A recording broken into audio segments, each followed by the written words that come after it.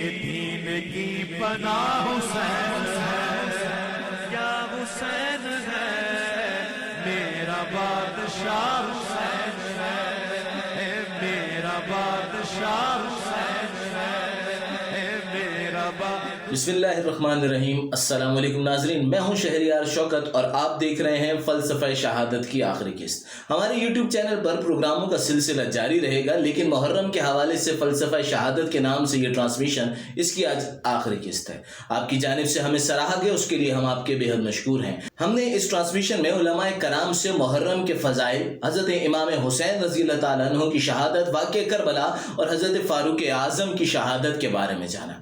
ہم نے علماء سے یہ سنا کہ حضرت فاروق اعظم رضی اللہ تعالیٰ عنہ کی شہادت بھی اسلام کا ایک المناک واقعہ ہے، اور حضرت حسین رضی اللہ تعالیٰ عنہ کی شہادت بھی اسی طرح ایک دردناک واقعہ ہے۔ ہم نے علماء کرام سے یہ بھی سنا کہ حضرت محمد مصطفیٰ صلی اللہ علیہ وآلہ وسلم جنت کے شہزادوں یعنی حضرت امام حسین اور حضرت امام حسن رضی اللہ تعالیٰ عنہ سے بے پناہ محبت کیا کرتے تھے، اور اس نسبت سے یعنی آقا دو جہاں صلی اللہ علیہ وآلہ وسلم کی محبت علی مرتضیٰ کے فرزندوں سے صحابہ کرام بھی بے پناہ محبت کرتے تھے۔ حضرت فاروق اعظم ہوں، حضرت ابو بکر ہوں، حضرت عثمان ہوں، یہ تمام احباب حضرت حسن اور حضرت حسین سے بے پناہ محبت کیا کرتے تھے۔ ٹرانسمیشن میں ہم نے علماء کرام سے یہ بھی سنا کہ حضرت حسین رضی اللہ تعالیٰ عنہ کو جب اہل کوفہ نے خط لکھے تو وہ اس لیے چلے گئے کہ میں علی کا بیٹا ہوں، اور مجھے جب کوئی اس وجہ سے بلائے گا کہ اس کے اوپر ظلم ہو رہے ہیں، وہ مظلوم ہے، تو پھر میں نہیں رک سکتا، میں جاؤں گا۔ حضرت حسین رضی اللہ تعالیٰ عنہ گئے، اس سے 72 افراد ان کے ہمراہ، جن میں ان کے خاندان کے لوگ تھے، جو کہ یہ واضح کر رہا تھا کہ امام علی مقام جنگ کی غرض سے نہیں گئے۔ اور جب یہ واقعہ کربلا کا آغاز ہوا تو امام علی مقام نے اپنے ساتھیوں کو، اپنے اہل خانہ کو جمع کر کے کہا کہ آپ میں سے جو جانا چاہتا ہے وہ چلا جا سکتا ہے، لیکن کون ایسا ہو سکتا تھا کہ جو امام علی مقام کو چھوڑ کر جاتا؟ امام علی مقام، ان کے خاندان کے لوگ، نبی آخر الزمان صلی اللہ علیہ وآلہ وسلم کے خاندان کے لوگ حق پر ڈٹے رہے، وہ لڑتے رہے، اپنی جان دے دی، اور آج ہمارے لیے یہ درس چھوڑ گئے ہیں کہ ہم نے بھی حق پر ڈٹنا ہے، ہم نے بھی وقت کے یزیدوں کے خلاف آواز بلند کرنی ہے، ہمیں بھی جب کوئی بلائے تو ہم نے بھی ظلم کے خلاف علم بغاوت بلند کر کے آگے بڑھنا ہے، ہم نے بھی اپنی جانوں کی پرواہ نہیں دینی، کیونکہ ہمیشہ قائم رہنے والا دین ہے، اور یہی حسینیت کا نام ہے، اور یہی حضور اکرم صلی اللہ علیہ وسلم کے اصل امتی ہونے کا فریضہ بھی ہے، اور اس ناطے ہم سب پر یہ فرض ہے۔ مفتی مبشر صاحب میرے ساتھ موجود ہیں۔ مفتی مبشر صاحب، ایک طویل سلسلہ ٹرانسمیشن کا چلا، ہم نے محرم کے فضائل، حضرت عمر رضی اللہ تعالیٰ عنہ کی شہادت، اس کا واقعہ، حضرت حسین رضی اللہ تعالیٰ عنہ کی شہادت اور واقعہ کربلا پر علماء سے تفصیلی گفتگو کی۔ ہم نے واقعہ کربلا کو بڑی ڈیٹیل سے سنا، اور آج ایک بار پھر میں نے بھی اس کی پوری ایک جو کہہ لیں کہ سمری کہہ لیں یا خلاصہ کہہ لیں، اس ٹرانسمیشن کا میں نے بیان کیا ہے۔ میں آخری قسط میں پھر ایک بار حضرت فاروق اعظم رضی اللہ تعالیٰ عنہ کی زندگی پہ آپ سے چند سوالات کرنا چاہتا ہوں۔ سب سے پہلے تو آپ کا شکریہ کہ آپ نے وقت دیا۔ حضرت یہ فرمائیے گا کہ ایمان کے اعتبار سے حضرت عمر رضی اللہ تعالیٰ عنہ کس درجے پر تھے؟ حضرت عمر رضی اللہ تعالیٰ عنہ کا کیا مقام تھا ایمان کے اعتبار سے؟ بسم اللہ الرحمن الرحیم، نحمدہ ونصلی ونسلم علی رسول الکریم۔ آپ نے سوال کیا کہ حضرت عمر رضی اللہ عنہ کی دینی حیثیت کیا تھی، تو حدیث مبارکہ کے اندر آتا ہے، نبی کریم صلی اللہ علیہ وسلم نے فرمایا کہ بین انا نائم رأیت الناس یعرضون علی وعلیہم قمص منها ما یبلغ الثدی ومنها ما دون ذلک۔ فرمایا کہ میں آرام کر رہا تھا، اور اسی دوران مجھے خواب میں دکھایا گیا، بہت سارے لوگ میرے سامنے پیش کیے گئے، انہوں نے قمیض پہن رکھی تھی، اور بعض کی قمیض صرف سینے تک تھی، بعض کی اس سے نیچے تک، اور حضرت عمر بن الخطاب رضی اللہ عنہ کو میرے سامنے پیش کیا گیا تو ان کی اتنی لمبی قمیض تھی کہ جس کو پہن کر کے وہ گھسٹ رہی تھی، یعنی قمیض زمین کے اوپر گھسیٹ کر کے اس کو چل رہے تھے۔ تو صحابہ کرام رضوان اللہ علیہ اجمعین نے فرمایا کہ اس کی کیا تعبیر ہے؟ قالوا فما اولته ذلك یا رسول اللہ، فرمایا الدین، یعنی دین کے اندر حضرت عمر بن الخطاب رضی اللہ عنہ اتنے آگے چلے گئے کہ گویا کہ کامل طور پر دین کے لبادے میں لپٹے ہوئے ہیں، ڈھکے ہوئے ہیں، ان کا اٹھنا دین، ان کا بیٹھنا دین، ان کا ہر کام دین سے خالی نہیں ہے۔ قرآن مجید کے اندر لباس التقوی ذالک خیر، قمیص اگر کوئی خواب کے اندر دیکھتا ہے تو اس کا مطلب دین ہی ہوتا ہے. اور قرآن مجید میں بھی اس کو لباس تقوی ذالک خیر، تقوی کا جو لباس ہے یہ زیادہ بہتر ہے. تو حضرت عمر بن الخطاب رضی اللہ عنہ کی دینی اعتبار سے ایسی حیثیت تھی کہ نبی کریم صلی اللہ علیہ وسلم نے ان کو خواب میں دیکھا، اور خواب میں یہی تعبیر نکالی گئی اس خواب کی کہ نبی حضرت عمر بن الخطاب رضی اللہ عنہ دینی اعتبار سے بہت زیادہ فوقیت کے حامل تھے. یہ بھی فرمائیے گا کہ تمام صحابہ کرام علم کی دولت سے مالا مال تھے. ہم تو یہ سمجھتے ہیں کہ حضرت ابوبکر کے الف سے لے کر حضرت علی کے یہ تک جتنے بھی صحابہ ہیں وہ تمام مقدس، وہ تمام محترم، وہ تمام علم کا سمندر. لیکن فاروق اعظم کے علم کا کیا حال تھا؟ حضرت عمر فاروق رضی اللہ تعالیٰ عنہ علم کے اعتبار سے کس درجے پر تھے؟ حضرت عمر بن الخطاب رضی اللہ عنہ بھی علم کے اعتبار سے بہت بڑے درجے پر فائز تھے. ویسے تو روایات کے اندر آتا ہے حضرت ابوبکر رضی اللہ عنہ سب سے زیادہ عالم تھے. کانا عالم الناس ابو بکر بعد رسول اللہ صلی اللہ علیہ وسلم. نبی علیہ السلام کے بعد سب سے زیادہ علم والے حضرت ابوبکر رضی اللہ عنہ تھے. اور ایک حدیث میں حضرت علی رضی اللہ عنہ کے بارے میں آتا ہے، حدیث کے اندر آتا ہے انا مدینۃ العلم وعلی بابوہا، میں علم کا شہر ہوں اور علی اس کا دروازہ ہے. لیکن حضرت عمر بن الخطاب رضی اللہ عنہ کو بھی اس میں بہت بڑا حصہ نصیب ہوا ہے علم میں سے. حدیث کے اندر آتا ہے نبی کریم صلی اللہ علیہ وسلم فرما رہے تھے کہ میں دیکھ رہا تھا رات بین انا نائم، میں سو رہا تھا اور میں نے دیکھا کہ میرے سامنے دودھ پیش کیا گیا مجھے، اور میں نے اس دودھ کو پیا، اور میں نے انی اعطیت فضل عمر بن الخطاب رضی اللہ عنہ، اور میں نے بچا ہوا دودھ عمر بن الخطاب رضی اللہ عنہ کو دے دیا. قالوا فما اولت ذلك یا رسول اللہ، اللہ کے رسول آپ نے یہ خواب دیکھا تو ہے لیکن اس کی تعبیر کیا ہے؟ فرمایا العلم، یعنی حضرت عمر بن الخطاب رضی اللہ عنہ کو اللہ تعالیٰ نے ایسے علم سے نوازا کہ جو دیگر بہت سارے صحابہ کرام رضوان اللہ علیہم اجمعین سے فائق اور ممتاز قسم کا علم تھا. اور حدیث کے اندر بھی یہی آتا ہے کہ ایسا یعنی کہ دودھ ایسا پیا گیا کہ اس دودھ کی سرابی میرے ناخنوں میں ظاہر ہونا شروع ہو گئی. یہ دودھ جو ہے نا یہ بہت زیادہ فائدہ مند چیز ہے. نبی کریم صلی اللہ علیہ وسلم جب معراج کے سفر پر تشریف لے گئے تھے تو وہاں پر حضرت جبرائیل علیہ السلام کے توسط سے نبی علیہ السلام کو دو چیزیں پیش کی گئی. ان میں ایک شراب تھا اور ایک دودھ تھا. نبی علیہ السلام نے دودھ کو قبول کیا. فرمایا ہدیت الفطرہ، آپ کی فطرت کی طرف رہنمائی کی گئی ہے. اور پھر نبی علیہ السلام نے فرمایا، نبی علیہ السلام کو جبرائیل علیہ السلام نے فرمایا لو اخذت الخمر غوت امتک، اگر آپ شراب لے لیتے آپ کی امت گمراہ ہو جاتی. تو علماء نے لکھا ہے کہ دودھ کی تشبیہ علم کے ساتھ بہت زیادہ ہے. دودھ انسانی جسم کی نشو و نما کا باعث بنتا ہے اور علم انسان کی روحانی نشو و نما کا باعث بنتا ہے. علمی کے ذریعے سے سارے اعمال بھی آسان ہوتے ہیں اور اسی علم کے ذریعے سے ہی انسان اللہ تعالیٰ کے بہت زیادہ قریب ہوا کرتا ہے. اچھا اب دیکھیں چونکہ یہ ارشاد ہو گیا کہ رضی اللہ تعالیٰ عنہ کہ اللہ راضی ہے، جب اللہ راضی ہے تو تمام صحابہ ہی جنتی ہیں، ہر ایک صحابی جنتی ہے. لیکن حضرت بہت سارے صحابہ کو نبی آخر الزمان صلی اللہ علیہ وسلم نے زندگی میں ہی جنت کی بشارت دے دی. حضرت فاروق اعظم بھی انہی میں سے تھے، انہی خوش نصیبوں میں سے جنہیں اس دنیا میں ہی بشارت دے دی گئی جنت کی. اب یہ فرمائیے گا اس حوالے سے کوئی حدیث ہمیں سنا دیں.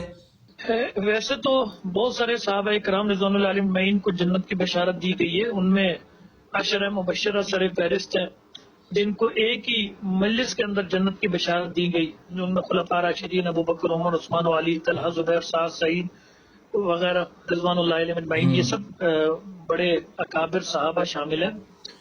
لیکن ان کے علاوہ کچھ انفرادی طور پر بھی صحابہ کرام رضوان اللہ علیہم اجمعین کو اور ان میں خصوصاً حضرت عمر بن الخطاب رضی اللہ عنہ کو جنت کی بشارت دی گئی ہے. ایک تو واضح طور پہ ہم دیکھتے ہیں کہ حضرت عمر رضی اللہ عنہ تا قیامت روزہ رسول میں محو آرام ہے، اور نبی علیہ السلام نے خود فرمایا ما بین بیتی و منبری روضۃ من ریاض الجنہ، میرے ممبر اور میرے روزے کے درمیان میں جو بھی جگہ ہے یہ سارے کے سارے جنت کے باغوں میں سے ایک باغ ہے.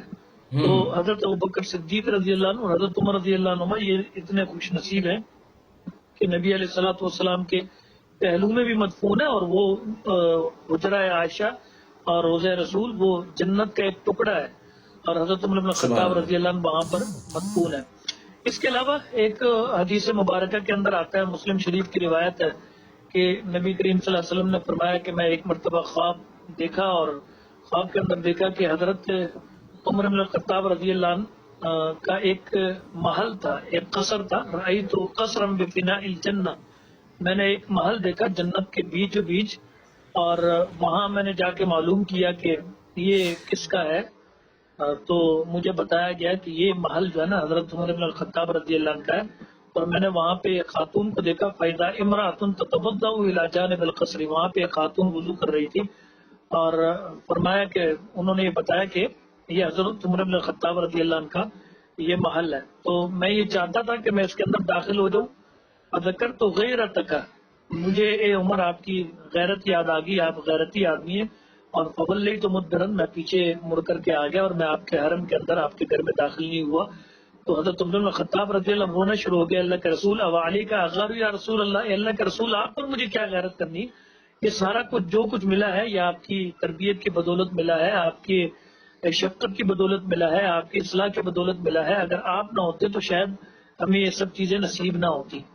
تو بہرحال یہ حضرت عمر رضی اللہ عنہ کا ایک بہت بڑا اعزاز ہے کہ نبی علیہ الصلوۃ والسلام جیسی ہستی نے انہیں دنیا کے اندر ہی جنت کے محل کی بشارت دی ہے، اور نبی علیہ الصلوۃ والسلام نے اس محل کا از خود دیدار کیا ہے. اور یہ خواب جو ہے نا، یہ میرے اور آپ کے خوابوں جیسا خواب نہیں ہے. نبی کا خواب سچا خواب ہوتا ہے، اور یہ نبوت کا 46واں جز ہے، اور ہر نبی کا خواب وہی ہوتا ہے. ہم ابراہیم علیہ السلام کو بھی دیکھتے ہیں کہ وہاں پر ایک خواب ہی دیکھا گیا تھا، لیکن اس خواب کی تعمیل میں حضرت ابراہیم علیہ السلام اپنے بیٹے کو ذبح کرنے پر آگے، اس لیے کہ نبی کا خواب کبھی بھی جھوٹا نہیں ہوا کرتا. تو نبی کریم صلی اللہ علیہ وسلم نے حضرت عمر رضی اللہ عنہ کے بارے میں یہ خواب دیکھا کہ ان کو جنت کا ایک محل عطا کیا گیا ہے. یہ حضرت عمر رضی اللہ عنہ کی بہت بڑی فضیلت ہے. بہت شکریہ مفتی مبشر صاحب، آپ نے بہت تفصیل سے آج کے عنوان پر بھی ہمارے ساتھ گفتگو کی. ناظرین، ہماری کوشش تھی کہ ہم واقعہ کربلا، شان فاروق اعظم، شان امام حسین، امام علی مقام، جس حد تک جتنی ہماری ہم کمزور لوگوں کی، ہم کم علم لوگوں کی سکت ہے، اس حد تک بیان کریں. ہم نے کوشش کی، آگے بھی پروگرامز کا یہ سلسلہ جاری رہے گا. آپ نے جس طرح سراہا اس سے ہمیں بہت خوشی ہوئی، ہماری حوصلہ افزائی ہوئی. آگے بھی آپ کے فیڈ بیک کا انتظار رہے گا. نئے پروگرامز کے ساتھ ایک بار پھر آپ کے سامنے حاضر ہوں گے. تب تک کے لیے مجھے اور میری ٹیم کو اجازت دیجیے. اللہ نگہبان. آیا نہ ہوگا اس طرح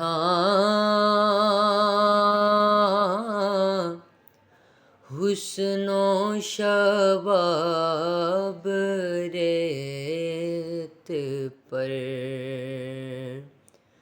گلشن فاطمہ کے تھے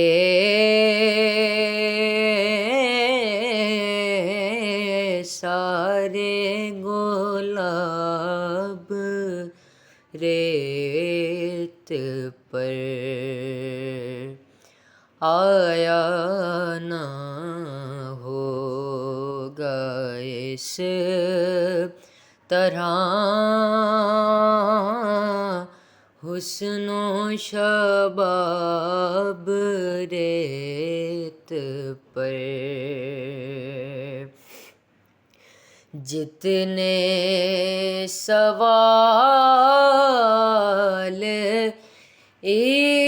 عشق نے